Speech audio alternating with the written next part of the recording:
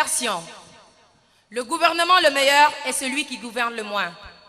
Honorables membres du jury, dans le cadre de ce présent débat, nous de l'Université Nongo Conakry allons soutenir avec fermeté cette assertion de Harry David Thoreau, philosophe essayiste de nationalité américaine, né en 1817, décédé en 1862, tiré de son célèbre ouvrage intitulé La désobéissance civile, paru en 1849.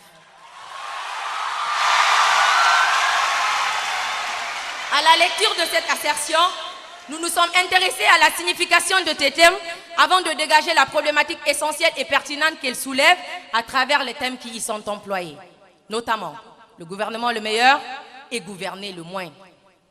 L'expression « le gouvernement le meilleur » signifie le gouvernement démocratique respectueux de la souveraineté du peuple. Quant à l'expression « gouverner le moins », elle signifie gouverner le mieux en étant moins gênant pour la libre entreprise, moins gênant pour le respect des droits de l'homme et des libertés fondamentales, et enfin en étant moins gênant dans le maintien de l'ordre public. L'assertion soumise à débat pose une problématique essentielle et pertinente que nous avons formulée comme suit. Quel est le meilleur mode de gouvernement? Est-ce un gouvernement démocratique qui gouverne le moins ou un gouvernement totalitaire qui gouverne le plus? Est-ce un gouvernement qui, dans un état de droit, gouverne le moins dans le respect des droits de l'homme et les libertés fondamentales, ou un gouvernement qui gouverne le plus avec le plus d'oppression en violation de l'idéal démocratique et celui du respect des droits humains? Est-ce un gouvernement qui gouverne le moins dans la déconcentration et la décentralisation, ou un gouvernement qui gouverne le plus en méprisant la déconcentration et la décentralisation? Est-ce un gouvernement qui gouverne le moins avec le moins d'interventionnisme, favorisant la liberté d'entreprendre, ou un gouvernement qui gouverne le plus avec le plus d'ingérence fondée sur le monopole étatique de l'État dans tous les secteurs de l'économie? Honorables membres du jury, la réponse à cette problématique est sans ambiguïté, car il apparaît clairement que le gouvernement le meilleur est celui qui gouverne le moins. Cette assertion est d'ailleurs la plus partagée par la majorité de la doctrine, notamment Robert Nozick, écrivain américain, qui dans son ouvrage « Anarchy State and Utopia », paru en 1974, affirme, je cite, « Ma connaissance de l'histoire m'a enseigné qu'il y a mauvaise gouvernance parce qu'il y a trop de gouvernance. » Thomas Jefferson, quant à lui, affirme, je cite, « Protéger les droits des citoyens et les aider dans leur poursuite du bonheur est l'objectif principal de tout gouvernement légitime. » Ce mode de gouvernement prôné par Thoreau, et que nous partageons d'ailleurs largement, est le plus conforme au droit interne et international.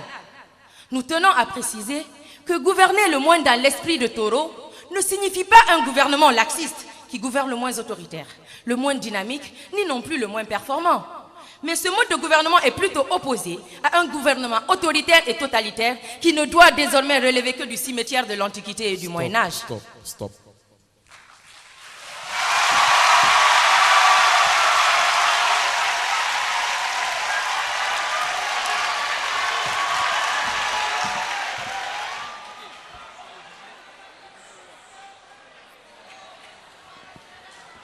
Messieurs les membres du jury, chers publics, respectueux adversaires, Henry David Thoreau a dit « Le gouvernement le meilleur est celui qui gouverne le moins ». Cette assertion est tirée de son œuvre « Désobéissance civile » publiée en 1849. Il précise en disant « Gouvernez-moi, ce n'est pas gouverner du tout ». Et ça, c'est une bonne question. La question que je me pose est de savoir quel est le sort d'un gouvernement qui ne gouverne pas. La réponse est très simple, messieurs les membres du jury. Un gouvernement qui ne gouverne pas est un gouvernement faible. Philippe Ardant l'a dit dans son œuvre Institutions politiques et droit constitutionnel, 11e édition, publiée en 1999, précisément à la page 20. Il dit dans les sociétés libérales où le gouvernement est faible, l'autorité de l'État est menacée pour sa démission devant les formes considérées. Et cela entraîne un processus qui peut aboutir à sa désagrégation. Ça a été le cas du Liban en 1972, le Congo et le Zaïre en 1997. Un gouvernement qui ne gouverne pas est un gouvernement absent. À cet effet, de Robert Blondin, dans son essai « La 7e de la solitude ouest », publié en 1956, affirme, je cite, « Une des conséquences les plus heureuses de l'absence du gouvernement dans un État est le développement de la force individuelle. » Autrement, on appelle cela anarchie. Ne pas gouverner c'est faire le médecin après la mort, comme le dit un proverbe latin, tarde venitibus ossa, c'est-à-dire, ceux qui viennent à table ne trouvent que des os. Messieurs les membres du jury, nous débattons du camp négatif. Considérons qu'au meilleur gouvernement, celui qui gouverne, non pas seulement pour la belle image de l'État, mais aussi pour répondre aux aspirations du peuple. Nous parlons d'un gouvernement qui gouverne pour que la Guinée puisse atteindre le point d'achèvement de l'initiative des pays pauvres très endettés en moins de 2 années d'exercice. Cela a permis l'annulation de 2,1 milliards de dollars de dette extérieure correspondant au paiement à 40 ans de service. Un gouvernement qui gouverne moins n'aboutirait jamais à de tels résultats. Nous parlons des gouvernements qui gouvernent pour que la Guinée ait aujourd'hui des institutions républicaines. Je parle de la Cour constitutionnelle, la Cour des comptes, la haute autorité de la communication, le médiateur de la République, l'institution nationale indépendante des droits de l'homme. Nous parlons des gouvernements qui gouvernent pour que la libéralisation de la presse, conformément à l'article 7, alinéa 4 de la Constitution guinéenne, soit enfin une réalité. Aujourd'hui, nous avons des médias privés en Guinée, parmi lesquels figure Espace TV, organisateur de ce concours débat. Messieurs les membres du jury, la vérité n'est pas un fruit rare. Celui qui la désire et la recherche avec conviction, la trouve toujours. Je vous remercie.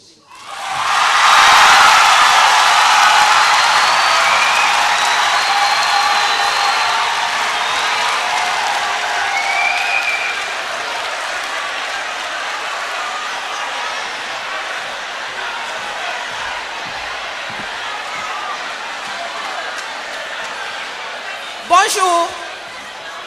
Honorables membres du jury, permettez-nous de préciser que nos adversaires n'ont pas précisé leur position. On a l'impression qu'ils sont en train de défendre notre camp ici. Eux, ce qu'ils ont à faire, c'est de dire que le gouvernement le meilleur est celui qui gouverne le plus. Par ailleurs, honorables membres du jury, pour nous du camp affirmatif, le gouvernement le meilleur est celui qui gouverne le moins dans le respect de l'idéologie et des principes universels de la démocratie. La démocratie ou le gouvernement démocratique constitue même à la vue de nos adversaires le meilleur régime politique que l'humanité ait connu. Dans ce débat, la démocratie est diamétralement opposable à la monarchie absolue et ses corollaires, et nul ne peut contester que la démocratie repose sur la participation du peuple souverain dans toutes les procédures de gestion de l'État, alors que la monarchie absolue et ses corollaires constituent un régime politique oppressif, caractérisé par totalitarisme, autoritarisme, tyrannie et absolutisme, entraînant oppression et désolation du peuple. Pour nous du camp affirmatif, le gouvernement le meilleur est le gouvernement démocratique qui gouverne le moins, en garantissant l'universalité du suffrage, oui, la pluralité d'opinions, la sanction des abus d'où qu'ils viennent, fut-il de l'État. C'est pourquoi nous trouvons la définition de Abraham Lincoln comme étant une thèse sans antithèse, à moins que nos adversaires ici ne l'inventent pour que l'humanité en prenne connaissance. Sinon, nous sommes tous d'accord avec Abraham Lincoln que la démocratie, c'est le gouvernement du peuple, par le peuple et pour le peuple. La participation du peuple se révèle donc comme étant une condition essentielle pour toute démocratie efficace et participative. Honorables membres du jury, est-il besoin de rappeler à nos adversaires que nous vivons une époque où même les pires dictatures se prévalent des étiquettes de démocratie pour tenter d'instaurer le système de gouvernance prôné par Toro?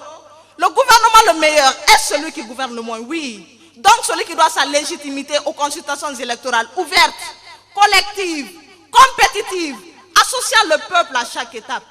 L'article 2 d'ailleurs de la Constitution guinéenne du 7 mai 2010 consacre la souveraineté au peuple en ces termes. La souveraineté nationale appartient au peuple qui l'exerce par ses représentants élus et par voie de référendum.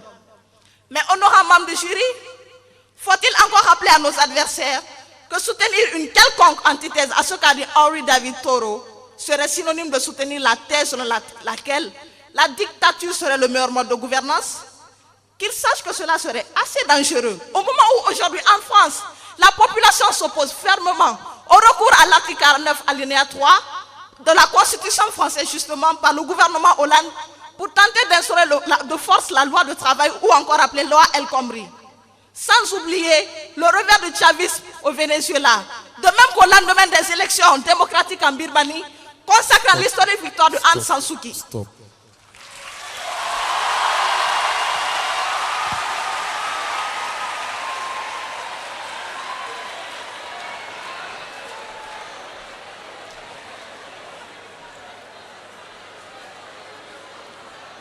Honorables membres du jury, nos adversaires disent que nous devrions dire que le gouvernement le meilleur est celui qui gouverne le plus.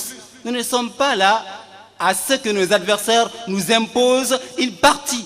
Non, nous sommes désolés. Respectables membres du jury, chers publics ici présents, nous débatteurs du cas négatif de l'ISIC de Kountia, infirmons cette assertion, refusons de voir comme nos adversaires qui voient comme taureaux et acceptons de voir la réalité de notre époque.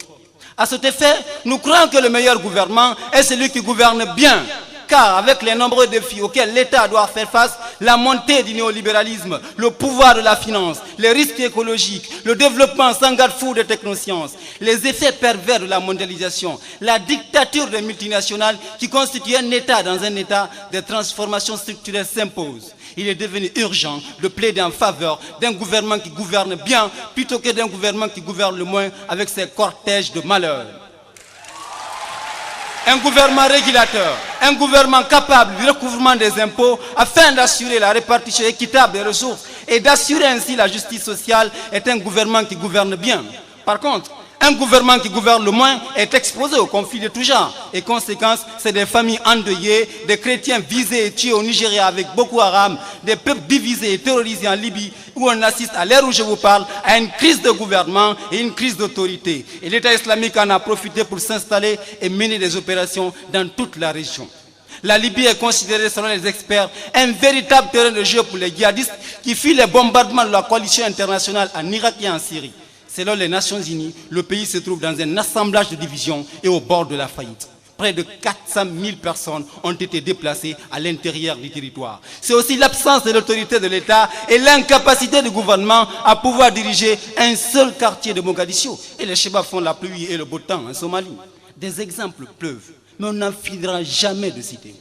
À présent, je vais me faire l'économie des mots et du temps en me résumant. Voilà le visage trop réduisant d'un gouvernement qui gouverne le moins et ses cortèges de malheur. Henri-Frédéric Amiel disait dans son ouvrage, mon journal intime, je cite, « L'art de gouverner, c'est de penser à tout et de ne laisser faire la queue par hasard. » Honorables membres du jury, nos adversaires ont tort et Henri David Thoreau a tort. Je vous remercie.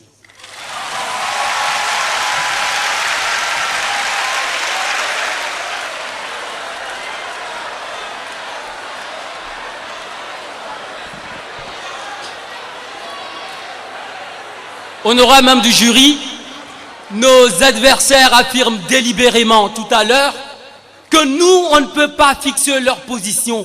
Et on répond, nous, on ne fixe pas votre position. Tout le monde dans cette salle sait que l'antithèse de moins, c'est plus. Alors, votre position est claire d'emblée. Ce que vous devez soutenir ici, c'est que le meilleur gouvernement, c'est celui qui gouverne le plus.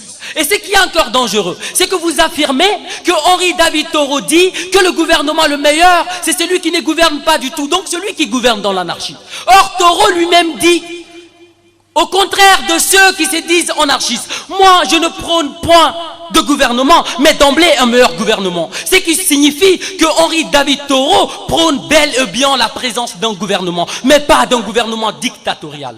Par ailleurs, le gouvernement le meilleur est celui qui gouverne le moins, à travers une administration moderne, bâtie sur la déconcentration et la décentralisation, garantissant la conciliation de l'efficacité du gouvernement par sa proximité des gouvernés et le respect de l'autonomie de la périphérie administrative. Pour rappel, il n'existe aucune administration moderne tentée de gouverner le plus en renforçant vigoureusement et dangereusement le pouvoir central qui détiendrait tous les pouvoirs d'action et des décisions au sein de l'État. Pour preuve, la déconcentration est une modalité d'organisation administrative qui permet de corriger les inconvénients d'une centralisation aiguë et improductive, asphyxiant l'État dans son ensemble parce qu'en lévant à la périphérie administrative toute autonomie en termes d'initiative et d'action. Le gouvernement le meilleur est celui qui gouverne le moins à travers la création des circonscriptions territoriales dirigées par voie de nomination et rapprochant l'administration des administrés en désengorgeant considérablement l'administration centrale et en corrigeant effectivement la lenteur de l'action administrative préjudiciable aux administrés. L'article 134, alinéa 1 de notre Constitution du 7 mai 2010 énumère les circonscriptions territoriales en ces termes. Les circonscriptions territoriales sont les préfectures et les sous-préfectures. Honorables membres du jury, faut-il rappeler à nos adversaires que la déconcentration a pour effet de gouverner le moins en pleine connaissance par l'administration centrale des préoccupations des populations à la base? Faut-il encore rappeler à nos adversaires que gouverner le moins ne signifie pas absence d'autorité? Car la déconcentration repose sur le contrôle hiérarchique. C'est d'ailleurs ce que Odilon Barrot, célèbre écrivain français, dans son fameux ouvrage de la centralisation et ses effets, publié en 1862, dit à la page 35. Il dit clairement, la déconcentration repose sur le contrôle hiérarchique. Honorables membres du jury, le gouvernement le meilleur est celui qui gouverne le moins, à travers la décentralisation, procédé d'ailleurs démocratique. Je vous remercie.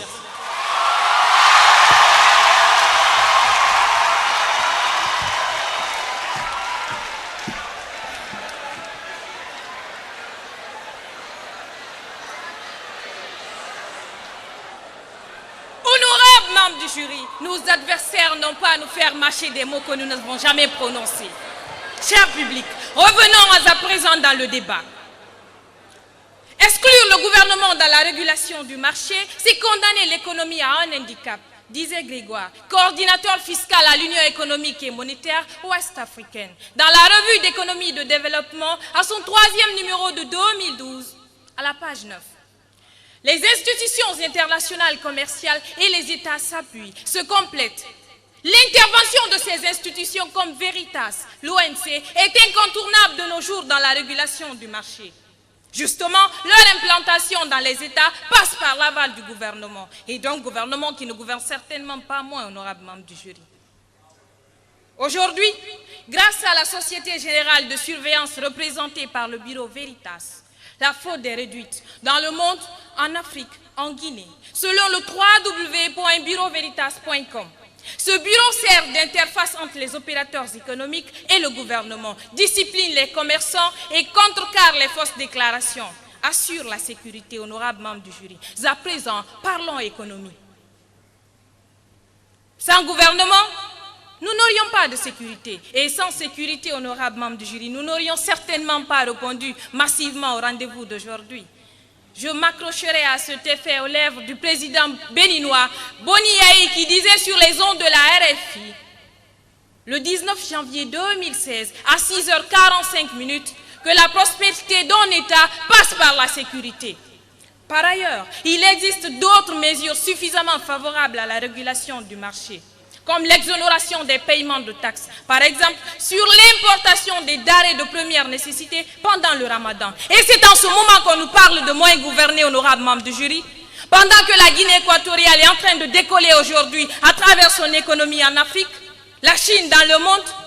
Honorable membre du jury, ce que vous devez certainement savoir dans ce débat et que je vais vous confier, c'est que le droit fiscal dispose de 0% à l'exportation sur les produits agricoles et industriels, à la récolte ou à la fabrication, selon le Centre d'information et de documentation commerciale. Ça veut tout simplement dire que le gouvernement doit faire la promotion des produits à l'étranger afin de faire une place à notre économie sur l'échelle mondiale.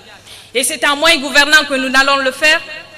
Chers adversaires, nous n'allons jamais parler du mot « plus » dans ce débat. Et nous pensons, nous, débatteurs du camp négatif, que le gouvernement le meilleur n'est certainement pas celui qui gouverne le moins. Si nous songions à moins gouverner, nous ne parlerions certainement pas aujourd'hui de contrôle de qualité, de contrôle de devises, de contrôle de marché, mais plutôt de concurrence déloyale, de fraude et de transactions illicites, honorable membre du jury. Stop. Merci.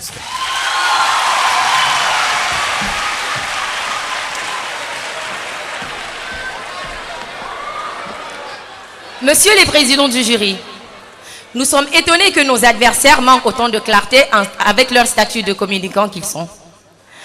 Nous ne parlons pas d'absence d'autorité, mais plutôt une autorité respectueuse des libertés d'entreprendre, symbole indéniable de tout développement économique prospère. Partons sur les bases de la famille, la société, la famille. Au sein même de celle-ci, lorsque le père de famille essaye d'entraver les libertés de sa fille, le constat qui se pose, c'est que cette dernière essaye de partir aux dérives de sa liberté. Mai 1968 en France. Raymond Marcellin, lorsque De Gaulle le fit venir par rapport aux crises qui sévissaient en France. Raymond Marcellin disait, je cite, « Mai 68 ne se reproduira plus, car tous les moyens prévus par la loi et constitution seront employés. » Symbole éloquent d'une gouvernance de moins. Pour nous du camp affirmatif, le gouvernement le meilleur est celui qui gouverne le moins dans le respect des droits de l'homme et les libertés fondamentales. L'une des préoccupations majeures dans tous les systèmes de gouvernance au monde est la conciliation de l'autorité de l'État au respect des droits humains garantis par les instruments juridiques internes et internationaux adoptés et ratifiés par l'État. Le respect des droits fondamentaux ne pourrait prospérer dans un gouvernement qui gouverne le plus en restreignant les droits et libertés comme ceux civils, politiques, économiques, sociaux et culturels.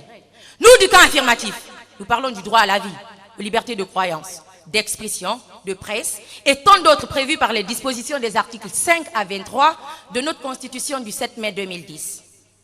Par contre, pour nous, le gouvernement le meilleur est celui qui réglemente sans restreindre les libertés d'aller et de venir, de commerce et d'industrie, de domicile et tant d'autres prévus par les instruments juridiques internationaux, tels que la Déclaration universelle des droits de l'homme, 1848, la Convention interaméricaine de 1969, la Charte africaine des droits de l'homme et des peuples de 1981. Chers contradicteurs, nous voulons ce débat intéressant et objectif. C'est pourquoi nous exhortons nos contradicteurs du camp négatif à sortir des décombres de l'histoire et de la philosophie, sur lesquels ont d'ailleurs germé la fleur de la démocratie, la liberté. La preuve en est que l'histoire progresse de révolution en révolution sur fond d'aspiration naturelle d'un peuple à la liberté, qui se réalise par la chute des régimes tyranniques au profit des États de droit. Les illustrations sont nombreuses. La Révolution française de 1789 aboutit à l'instauration d'un État de droit, la séparation des pouvoirs et la Déclaration française des droits de l'homme de 1789. Ajoutons à cela le printemps arabe. Depuis le 17 décembre 2010, la Révolution arabe provoque en Tunisie la chute de Zine Abdine Ben Ali.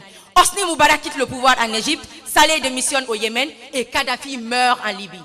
Toutes ces leçons de l'histoire, honorables membres du jury, nous enseignent que le respect des droits humains est inconciliable à un gouvernement autoritaire, totalitaire, abusif, oppressif. Je vous remercie.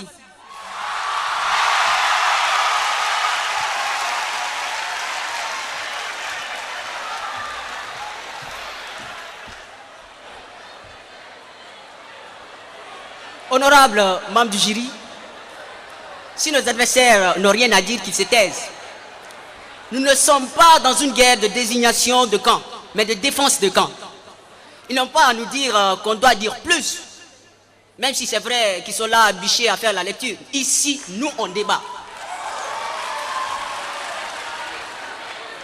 Nos adversaires parlent de décentralisation et de déconcentration. Alors, nous, on va leur dire ce que c'est la déconcentration et la décentralisation, parce qu'ils pensent que c'est ça gouverner moins. Qui parle de déconcentration et de décentralisation parle du transfert de pouvoir de l'autorité centrale vers les collectivités territoriales, c'est-à-dire préfets, gouverneurs et les élus locaux. Cette démarche consiste à ramener la démocratie à la base. Mais est-ce que cela signifie tout autant que le gouvernement gouverne moins? Bien sûr que non. Parce que les 32 compétences et les 10 missions inscrites dans les articles 29 et 30 du Code des collectivités locales sont des compétences du gouvernement. Même décentralisé, le pouvoir reste le pouvoir.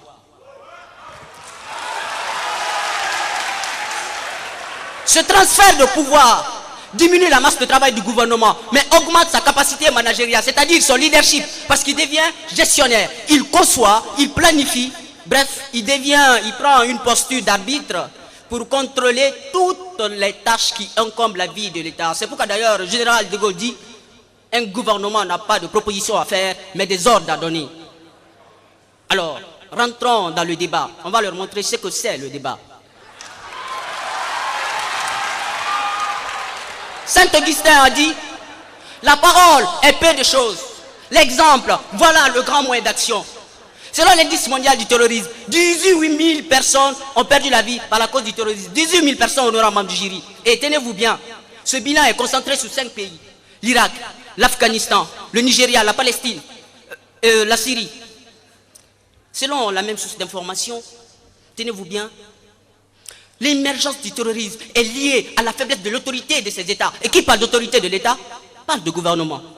Le cas du Nigeria l'illustre globalement. En 2009, avec l'effort du gouvernement, les forces nigérianes avaient attaqué Boko Haram à Maïdougouri au moment où le groupe ne se cachait pas.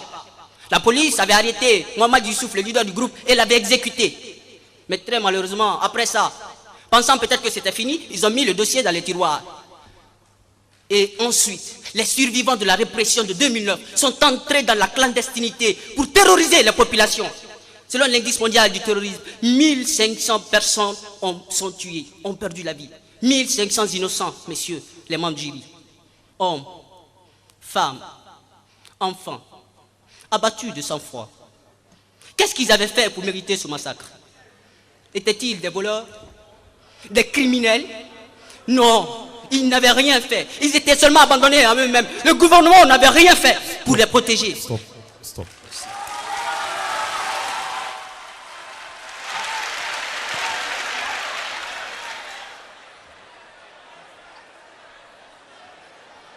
Honorable membre du jury, nous avons l'impression dans ce débat que nos contradicteurs sont hors sujet. Et plus que tout, ils sont tellement submergés par la teneur de nos arguments qu'ils nous collent l'étiquette de bûcheurs. Bon, on comprend facilement, c'est parce qu'ils sont séduits. Là, il n'y a pas de débat. Là, il n'y a pas du tout de débat. Honorable membre du jury, le gouvernement le meilleur est celui qui gouverne le moins. En matière économique, en y consacrant et respectant la libre entreprise, réglementée et contrôlée, débarrassée d'abus, d'ingérence et d'oppression sur le secteur privé. Quand on parle de libéralisme économique, beaucoup s'imaginent des doctrinaires antisociaux. Or, la première préoccupation des libéraux, dès l'origine, a été de s'interroger sur la question sociale. Quel est le moteur du progrès social? Comment réaliser le bien-être de l'ensemble de la société? Leur souci est de comprendre comment fonctionne la société, par quels mécanismes elle progresse et d'élaborer des solutions pour la débloquer. Honorable membre du jury, pour nous du camp affirmatif, le gouvernement le meilleur est celui qui gouverne le moins, dans le strict respect des principes du libéralisme économique. Car le libéralisme économique cherche à satisfaire avant toute chose nos désirs individuels de consommation des biens et services au meilleur prix et avec les meilleures technologies possibles. Nos désirs de retour sur investissement de notre épargne le plus élevé possible. Et enfin à satisfaire nos instants les plus élémentaires et les plus primitifs. Le gouvernement le meilleur est celui qui gouverne le moins, garant de la liberté d'entreprendre, tout en s'assurant que cette liberté qui permet aux individus et aux entreprises de satisfaire nos besoins ne s'accompagne pas d'abus sociaux, d'inégalités trop criantes et de destruction de l'environnement. C'est là en élaborant des politiques économiques adaptées à la situation du pays et en réglementant le marché pour éviter toute situation de monopole et de concurrence déloyale. Nous sommes étonnés que nos adversaires disent que nous prenons un système de gouvernance qui encadre le caractère déloyal. Non, nous ne prenons pas un tel gouvernement. Honorable membre du jury, le gouvernement le meilleur pour nous du camp affirmatif reste et demeure celui qui gouverne le moins dans le strict respect des principes de l'économie libérale. Je vous remercie.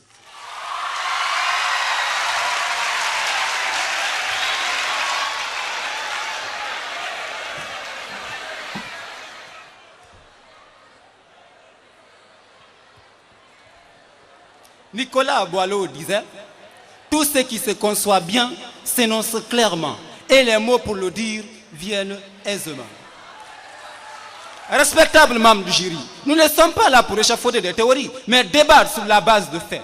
Ainsi, je vais vous parler de 2 exemples de faits qui vont nous aider tous ici à comprendre que cette assertion est dangereuse et même dépassée.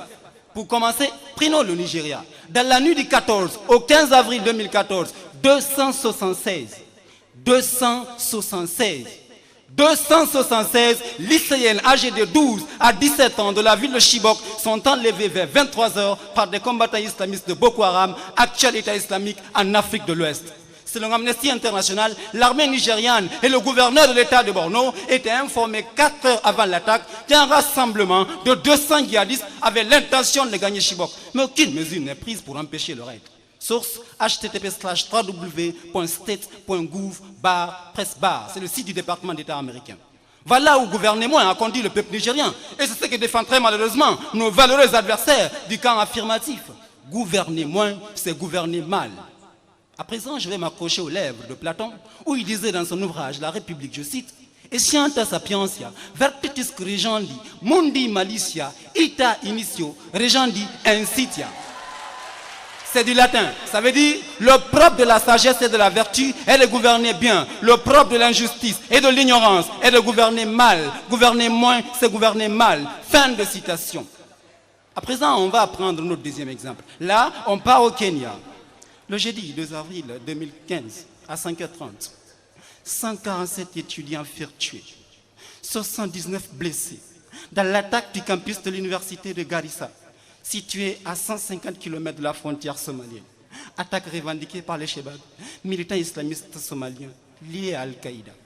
Source, ministère kenyan de l'Intérieur, information confirmée par l'AFP et relayée par l'essentiel des médias kenyans, mais aussi par Radio Espace Guinée dans son édition de 18h de ce jeudi. Honorables membres du jury, ces étudiants dormaient tranquillement quand ils sont mitraillés par ces Shebab.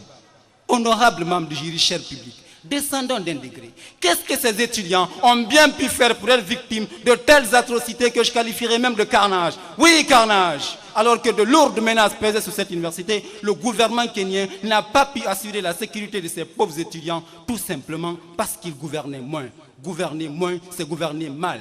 Nous, débatteurs du camp négatif de l'ISIC de Kountia, infirmons cette assertion, refusons de voir une fois encore comme nos adversaires et tenons pour évidence que le gouvernement le meilleur est celui qui gouverne bien et non moins ni plus. Je vous remercie.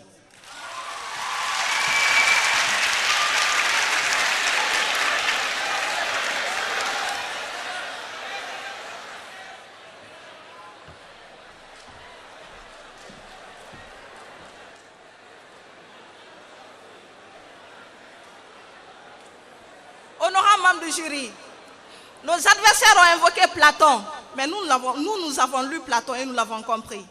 Platon a dit dans son œuvre Le Politique, il a posé une question très pertinente. Le gouvernant doit être pour son peuple comme un berger pour ses moutons? Il répond non. Parce que le berger utilise ses moutons rien que pour arriver à des fins personnelles.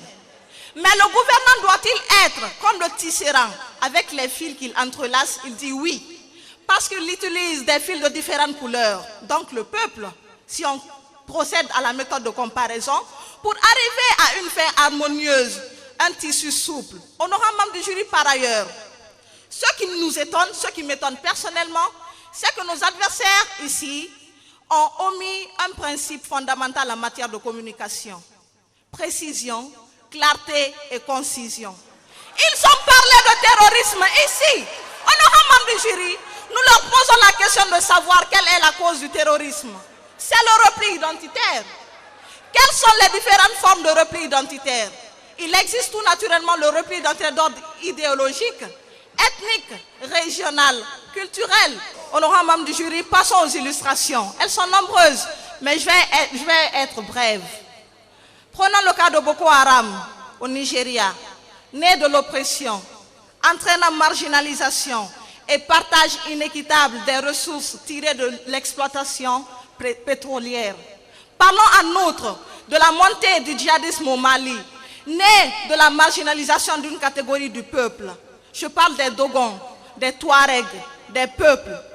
Parlons en outre de la montée de l'extrémisme en Occident, tel qu'en France, aux États-Unis, en Grande-Bretagne, né d'une idéologie religieuse malmenée et opprimée par endroits. Honorable membre du jury, par ailleurs, nous sommes confus vis-à-vis de ce que nos adversaires viennent de dire ici. Le plus grand orateur au monde, quand il n'a plus rien à dire, il se tait et s'avoue vaincu. Honorable membre du jury, l'heure n'est plus aux lamentations. Ils ont parlé de 18 000 morts. Mais qu'est-ce qui cause le terrorisme? C'est la violence interne. Qu'est-ce qui suscite cette violence interne? C'est le gouvernement qui s'en fiche complètement de ce que la population pense, les jeunes pensent. Honorable membre du jury, il y a plus de 6 mois, que les camps, les positions à défendre ont été tranchées dans ce débat. Nous devons affirmer cette assertion, nos adversaires doivent l'infirmer. Même aux plus jeunes, fils d'une famille, quand on demande quel est le contraire de moins, ils diraient plus. Nos adversaires sont en train de s'évader, qu'ils reviennent dans le débat. À la teneur de ce débat, il est important que nous revenions dans le débat et que nous partions sur des bases solides. Honorable membre du jury, nous exhortons nos adversaires de venir défendre ici. S'ils ont encore quelque chose à dire, que le gouvernement le meilleur est celui qui gouverne le plus, parce que ça fait 6 mois que cela a été établi.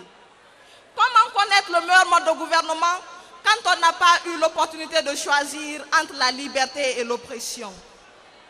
Parce que ce qui est clair, c'est que même le plus profond d'entre nous, si on demandait, il dirait que le peuple a son mot à dire. Tout à l'heure, nous avons tous chantonné l'hymne national de la République de Guinée. Mais quand on chante l'hymne national, combien de fois dit-on peuple? Stop. Le peuple de Guinée. Stop.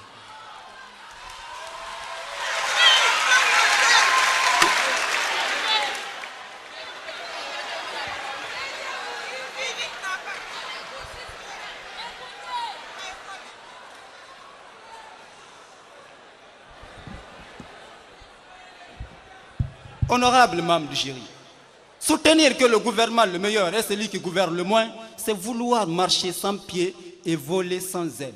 Est-ce possible? Je réponds non. Alors, nous débatteurs du cas négatif de l'USIC de Kountia, croyons que le gouvernement qui gouverne moins prévoit moins. Or, qui veut la paix prépare la guerre, dit-on.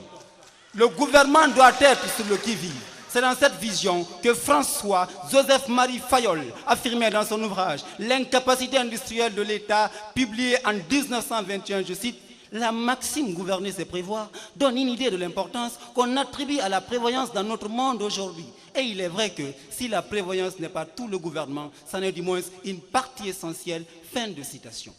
Par ailleurs, je vais vous parler de l'Éthiopie.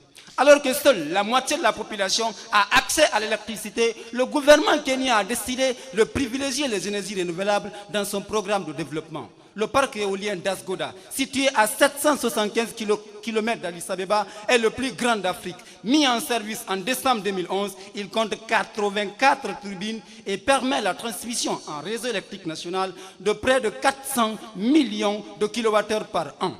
Ce projet permettra le rejet de l'atmosphère de près de 3 66 tonnes de dioxyde chaque année. Source, Agence française de développement. Pour pallier le problème du réchauffement climatique, le gouvernement kenyan, dans sa dynamique de gouverner bien, a mis ces méga projets en place. Est-ce qu'un gouvernement qui songerait à gouverner moins aurait mis un tel projet en place d'une telle envergure? Je réponds non.